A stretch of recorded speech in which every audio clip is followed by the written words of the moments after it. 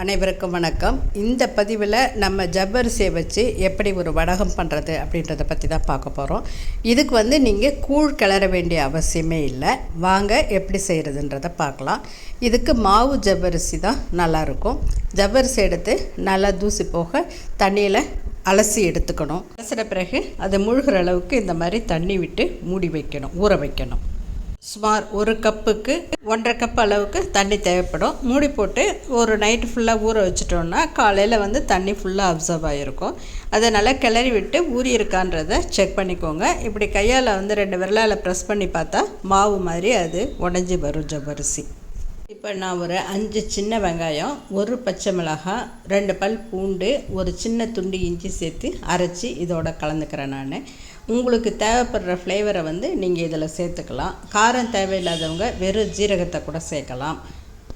இல்லை carrot, beetroot, தக்காளி அதெல்லாம் கூட நீங்கள் மிக்சியில் அடித்து இந்த சமயத்தில் சேர்த்துக்கணும். சேர்த்துட்டு நல்லா உப்பு, தேவையான அளவுக்கு உப்பு சேர்த்து நல்லா கிளறி எல்லாமே ஒன்றா கலக்கிற அளவுக்கு கலந்து எடுத்துக்கணும். நீங்கள் ஸ்பூன் ஆட்டி பண்ண முடியலன்னா கையால் கூட செஞ்சுக்கலாம், அதனால் தப்பு இல்லை. தக்காளி, கேரட், பீட்ரூட்டை நைஸாக அரைச்சி வடிகட்டி சேர்க்கணும். இதில் அந்த மாதிரி சேர்க்கும்பொழுது தண்ணி கொஞ்சம் கூட போயிடுச்சுனாக்க நீங்கள் டீஸ்பூன் அளவுக்கு அரிசி மாவு சேர்த்து அந்த மாதிரி திக்கான பதத்துக்கு கொண்டு வரலாம்.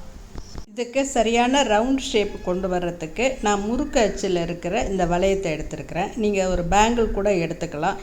இல்லை அது எதுவுமே தேவையில்லை, நான் கையாலே பர்ஃபெக்டாக செய்ய முடியும்னா செய்யலாம்.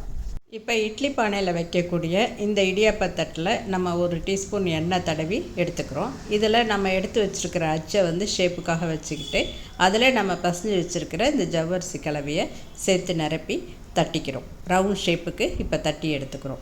இதை நான் ஏற்கனவே சொன்ன மாதிரி வளையலையும் பயன்படுத்தலாம். இல்லை உங்களால் அழகாக ஈவனாக தட்ட முடியும்னா நீங்கள் கையால் கூட தட்டி எடுத்துக்கலாம், அதனால் தப்பு இல்லை. இதே மாதிரி இந்த தட்டில் எவ்வளோ பிடிக்குதோ அந்த அளவுக்கு நம்ம தட்டி எடுத்துக்கணும். முடிஞ்ச அளவுக்கு மெல்லுசாக தட்டினோன்னாக்கா ஈஸியாக காஞ்சி போயிடும். பொரிக்கிறதுக்கும் நல்லா கரகரன்னு வரும். பாருங்கள், இப்போ நான் அந்த ரிங்கை எடுத்துகிட்டு காமிக்கிறேன் உங்களுக்கு. பாருங்கள் ஷேப் எப்படி வந்திருக்குன்னு. இந்த மாதிரி ஷேப்பில் எல்லாத்தையுமே நம்ம தட்டி எடுத்துக்கணும். எல்லாத்தையும் தட்டி எடுத்துக்கிட்டு இட்லி பானையில் தண்ணி வச்சு, தண்ணி கொதிச்சதும் தான் இதை வைக்கணும். இந்த பிளேட்டை வச்சு நம்ம மூடிடணும். மூடி ஒரு 5 நிமிடம் வேக வைக்கும். 5 நிமிஷத்துக்கு அப்புறம் நல்லா வெந்துடுச்சான்னு பார்க்கலாம். பாருங்கள் நல்லாவே வெந்திருக்குது. இதை எடுத்து கூட கயிற்ற பாருங்கள். நம்ம ஏற்கனவே எண்ணெய் தடவி இருக்கிறதால கையில் ஒட்டலை. இதை அப்படியே ஒரு பிளேட்டில் வச்சு நல்லா வெயிலில் ஒரு 2-3 நாள் காய வச்சு எடுத்து வச்சுக்கணும். கரகர மொறு ஜவ்வரிசி வடை தயார். இது ஸ்பைசியாகவும் இருக்கும்.